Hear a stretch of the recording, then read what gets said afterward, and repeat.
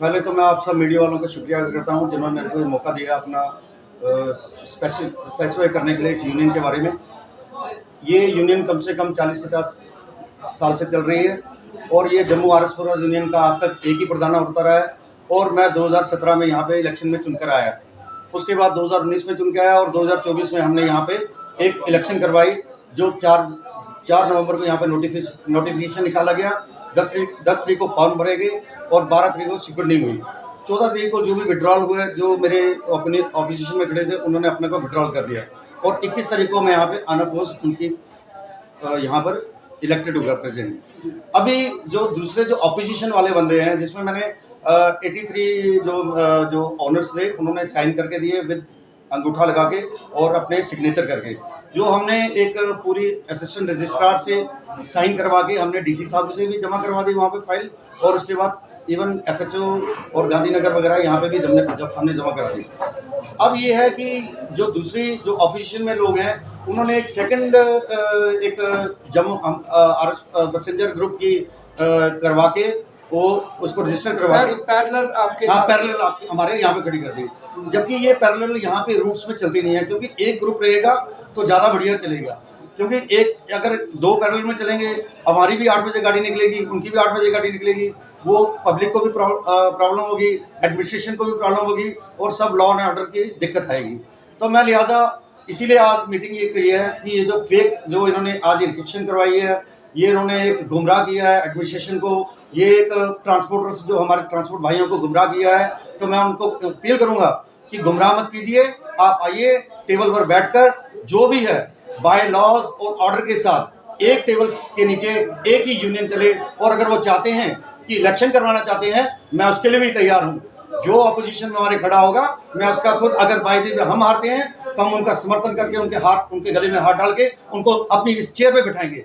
अगर वो हारते हैं तो वो हमें सर्वसम्मति से इधर बिठाएंगे। मैं जिस तरह से उनका बकायदा एडमिनिस्ट्रेशन के साथ ये चुनाव हुए हैं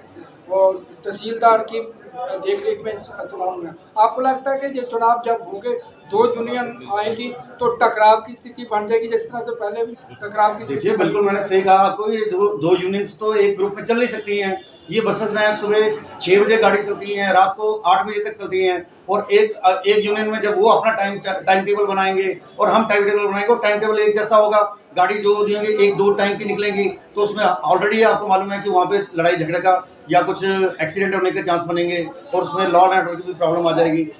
तो जिस तरह से ये खुदा न खास्ता वो नहीं मानते, तो फिर किस तरह से उसका अल्टरनेटिव क्या है? देखिए अल्टरनेटिव यही हो सकता है कि इसमें जो प्रशासन है वो हमारा साथ दे, और जो हमारी रजिस्ट्रेशन है ये बसेस में नहीं चलती हैं, इनको कैंसिल किया जाए और एक टेबल के नीचे इलेक्शन को अनाउंस किया जाए। और मैंने आपको पहले भी कहा कि वो इलेक्शन अनाउंस करके जो भी कैंडिडेट अपना फॉर्म भरना चाहता है वो फॉर्म भरे और इलेक्ट होके एक टेबल पर एक ही प्रेसिडेंट हो, एक रूट में दो प्रेसिडेंट नहीं चल सकते। तो जो पैरेलल बनने जा रही है उसका गाइडेंस कौन कर रहा है, कौन है? देखिए उसका तो सीधा है कि वो अजीत सिंह के पीछे वो उनको गाइडेंस दे रहे हैं,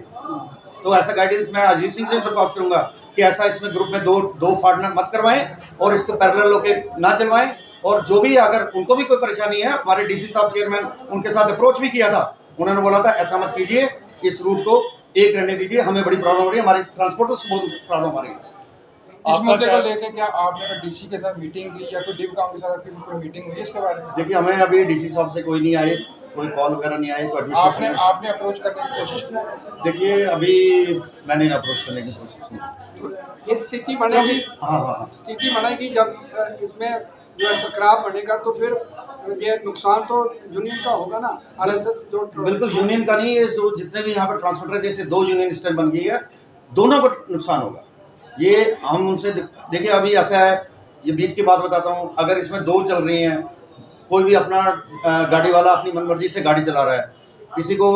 सर्विस जाना है, मनवाल में जाना है, वो नहीं जा रहा है क्योंकि एक्शन नहीं हो सकता, वो अपनी यूनियन का चलान काट के दे देते हैं, वो ऐसे गाड़ी चला के चले जाते हैं। हम गाड़ी को चलान देते हैं, हमारी गाड़ी सर्विस लगा के आती है, उसका कोई फायदा नहीं होता। रास्ते में गाड़ियों को रोका भी जाएगा, जाहिर सी बात, जब एक गाड़ी निकलेगी दूसरी निकलेगी, आज रास्ते में दूसरी यूनियन जो आपकी यूनियन उनको रोकेगी। देखिए वो तो टकराव हो सकता है, क्यों नहीं हो सकता है, इसमें तो मामूली बात है, जब 2 यूनियन एक टेबल पर चलेंगी तो टकराव तो मामूली बात है। अब आप क्या चाहते हैं, क्या होना? देखिए, मैंने आपको पहले भी स्पष्ट किया है कि हम एडमिनिस्ट्रेशन के पास जाएंगे। हमारे जो भी ट्रांसपोर्टर मेन ट्रांसपोर्टर हैं, इवन हमारे ऑल जे के जो हमने करण सिंह जो चेयरमैन है हमारे, हम उनसे भी दरख्वास्त करेंगे कि डीसी साहब या डिवकॉम साहब से बात की जाए और इस डिसीजन को कैंसिल कर दिया जाए। और उसके अलावा एक ही जो यूनियन जैसे 40-50 साल से चल रही है वैसे ही चले और उसकी इलेक्शन करवाई जाए, फिर इलेक्शन करवाया जाए जिसमें किसी को ऑब्जेक्शन ना हो और उसमें सर्वसम्मति से जो भी यहाँ पे प्रधान चुन के आए वो इस रूट को आसानी से चलाए।